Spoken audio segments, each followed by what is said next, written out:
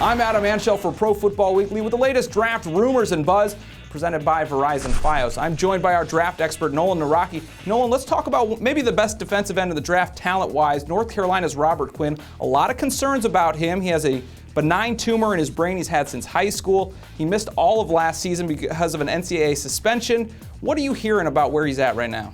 Well, Adam, I've talked to two teams that have him rejected medically. They have him off their boards. And the big concern is about concussions. He hasn't had a history of them, but teams have to project moving forward what's going to happen once he sustains a lot of contact. And they are concerned that with the tumor in place, that there's a chance he could be a concussion risk. So that very reason has pushed him down on a number of teams' boards. I mean, we still know he does have the talent. If he does check out medically, I mean, do you see him slipping into the late first round, or is the talent going to win over here? Yeah, I think talent wins out. You know, every team treats it differently. I don't think he's off a lot of boards, and it only takes one team to take him. I still think he's going to go in the top 15.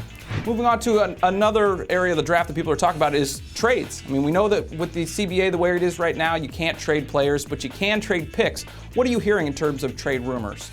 Well, I know there is at least a couple teams in the back end of the first round that are looking to make a big splash and come up, maybe even in the top 10.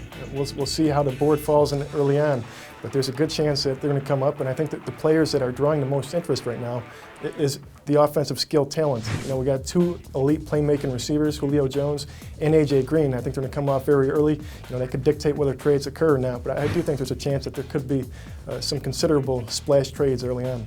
Does the fact that they can't trade players, does that factor into this, that the only way that teams really can make a significant move now is to trade draft picks? Well, we could see it's going to take those teams on the back end. They may have to trade away their entire draft, but you know, it could still happen very easily.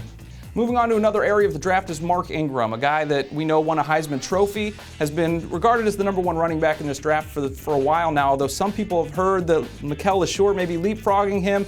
I mean, are there real concerns about Ingram because of injuries, or what's the deal with him? Well, I've talked to at least 5 teams in the last week, and everybody tells me that knee is squeaky clean. Is that right?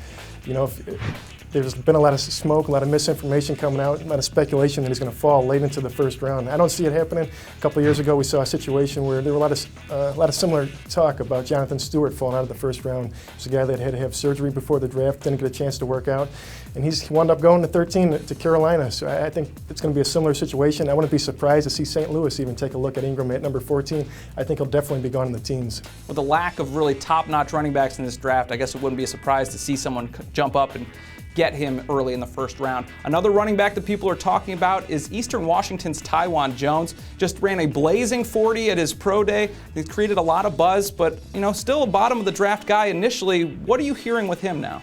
Well, he's a speed merchant, and it's hard to find those guys. You look at the 4.33 he clocked at 196 pounds. He's a change of pace back. You know, he can be a dynamic return man.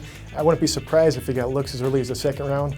Personally, with all the questions that are there, you know, he was diagnosed with dyslexia. He's got medical concerns. He's got mental concerns. He's got character flags. There's a lot of baggage there. Personally, I don't know that I would draft him at all. You know, maybe in the 5th round you think about him, but he's a guy that could easily go in the 2nd round. You talk about that it only takes one person to want him. How high do you think you could see him going?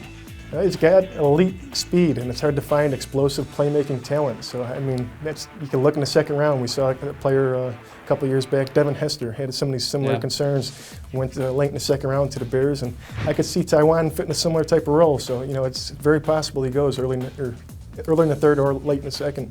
I think when it comes to speed, people get so enamored with that, and it's so hard to find at times, willing to take a chance on that. And a small school guy people don't know a lot about, so all of a sudden the rumblings are happening. That's a look at the latest draft rumors and buzz. For the best draft coverage around, be sure to follow us on Twitter or go to ProFootballWeekly.com.